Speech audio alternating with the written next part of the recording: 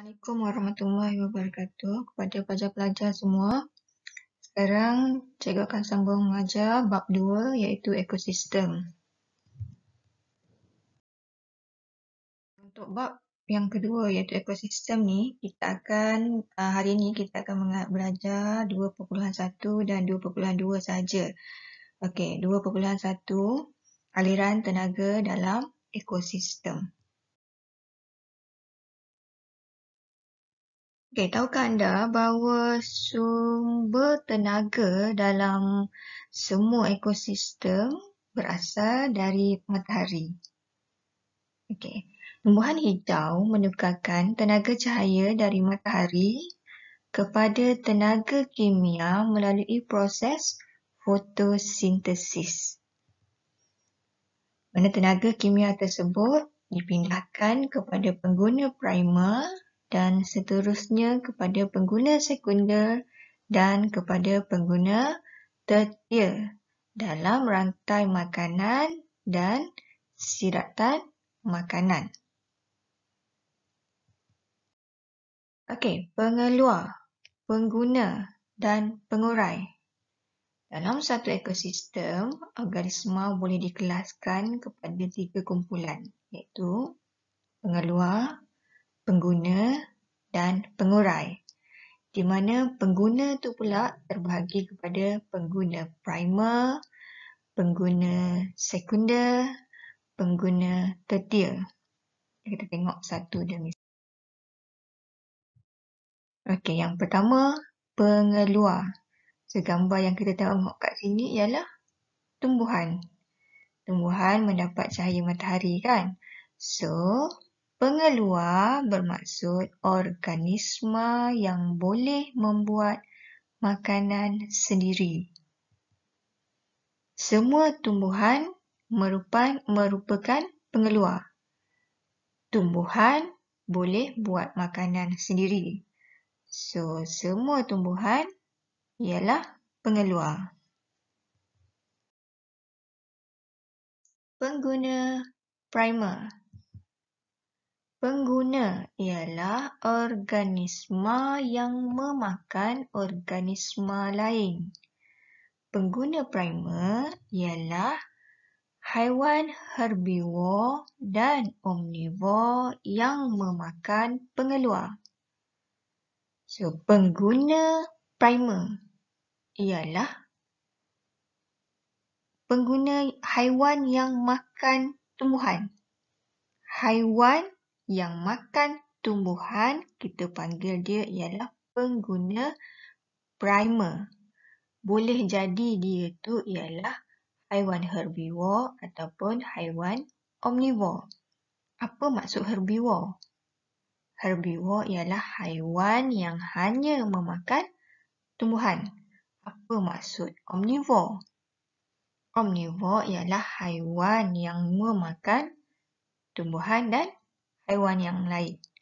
So, pengguna primer ialah pengguna yang memakan pengeluar, yang makan tumbuhan. Contohnya, beluncas. So, beluncas kita selalu jumpa dia pada bahagian daun-daun. Beluncas makan daun. Daun ialah tumbuhan.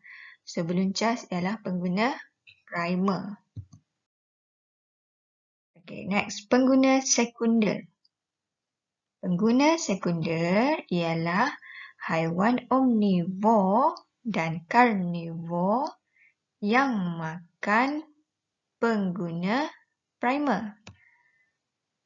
Okey, omnivor dah tahu maksud dia tadi, cikgu dah bagi tahu. Haiwan karnivor ialah haiwan yang hanya memakan tumbuhan, hanya memakan haiwan sahaja.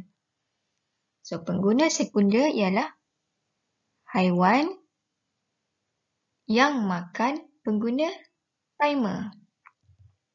Contohnya, burung berkecak ekor biru. Dasyger rufilatus ialah haiwan omnivor kerana makan beluncas dan buah-buahan. So, dia makan beluncas haiwan, buah-buahan tu tumbuhan. Dia merupakan haiwan omnivor yang makan beluncas dan buah-buahan. So, itu ialah pengguna sekunder. Burung raja udang, Acidoartis, merupakan carnivore primer kerana makan pengguna primer seperti siput, ikan, berudu dan pengguna tertia. So, boleh tak bagi tahu maksud dia? Pengguna tertia ialah pengguna haiwan yang makan pengguna sekunder. Yes. Pengguna tertia ialah haiwan karnivor sekunder yang makan pengguna sekunder. Biasanya, saiz pengguna tertia lebih besar daripada pengguna primer dan sekunder. Seterusnya, pengurai. Pengurai ialah organisma yang menguraikan haiwan dan tumbuhan mati kepada bahan-bahan yang lebih ringkas atau nutrien. Hubungan ini dikenali sebagai saprofitisme. Antara contoh pengurai ialah cendawan yang tumbuh pada batang yang reput, muker yang tumbuh di atas makanan, serta bakteria E. coli yang menguraikan sisa makanan dalam usus besar manusia. Ini ialah rantai makanan. Rantai makanan boleh digunakan untuk menunjukkan hubungan pemakanan antara organisma. Contoh rantai makanan ialah ada pengeluar, ada pengguna primer. Semula pengeluar. Ini ialah pengeluar. Pengeluar ialah tumbuhan. Ada pengguna primer. Pengguna primer kat sini ialah siput. Ada pengguna sekunder. Pengguna sekunder kat sini ialah ular. Dan ada pengguna tertia. Di sini pengguna tertia ialah helang. So, apabila helang mati, dia akan diuraikan oleh pengurai. Contoh pengurai ialah cendawan. Ini adalah salah satu contoh rantai makanan. Siratan makanan. Tadi rantai makanan, sekarang siratan makanan. Apa maksud siratan makanan? Gabungan beberapa rantai makanan disebut sebagai siratan makanan. Tengok gambar ni. Ini ialah siratan makanan. Terdapat beberapa rantai makanan dalam gambar ini. Rantai makanan yang pertama ialah kobis, iaitu pengeluar, dimakan oleh pengguna primer, beluncas, dimakan oleh pengguna sekunder iaitu burung, dan burung dimakan oleh pengguna tertia iaitu ular.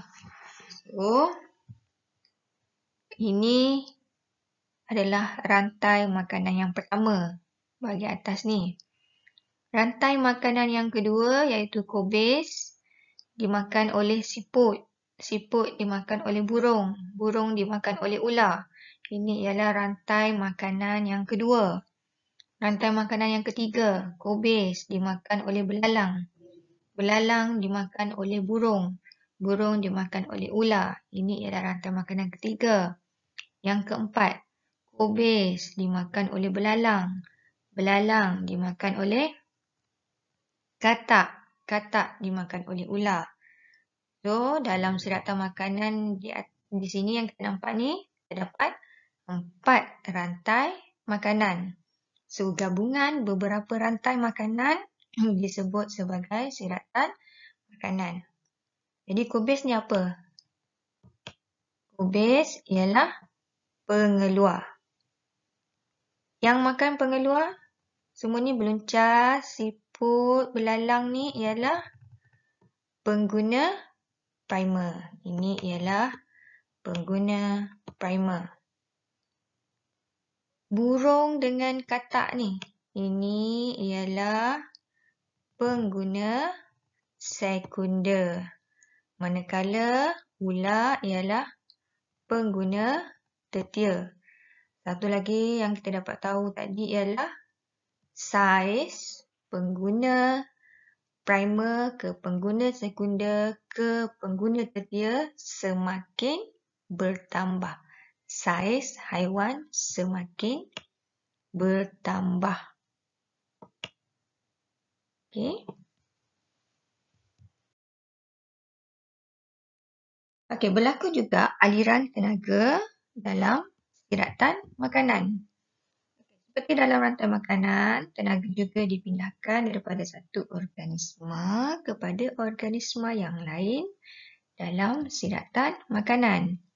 Dan sebenarnya sebahagian tenaga juga hilang kerana digunakan oleh organisma untuk bergerak dan untuk menjalankan proses hidup seperti respirasi.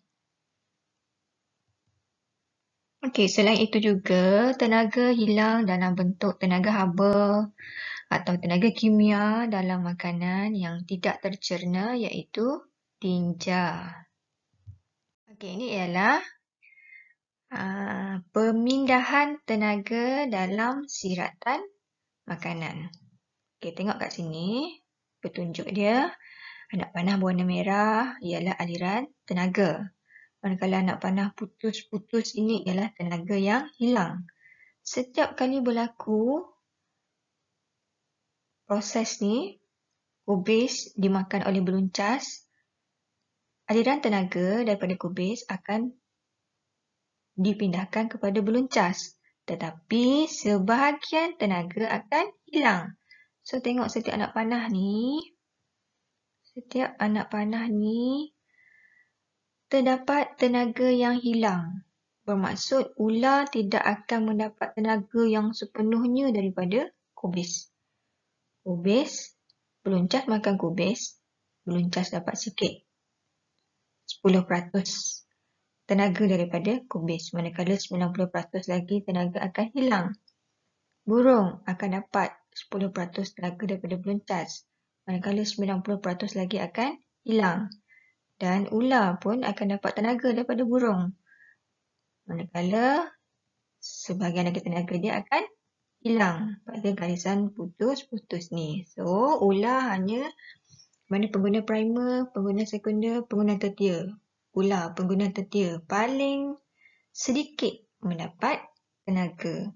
So, kalau kita nak tenaga yang banyak, jadi kita perlukan makan sayur. Sebab kalau kita di pengguna primer lah yang paling banyak dapat tenaga. Dia makan mengeluar. Sekian sahaja untuk subtopik 2.1 dan 2.2. Selepas ini, cikgu akan bagi latihan dan jangan lupa siapkan latihan yang diberikan. Okey. Assalamualaikum.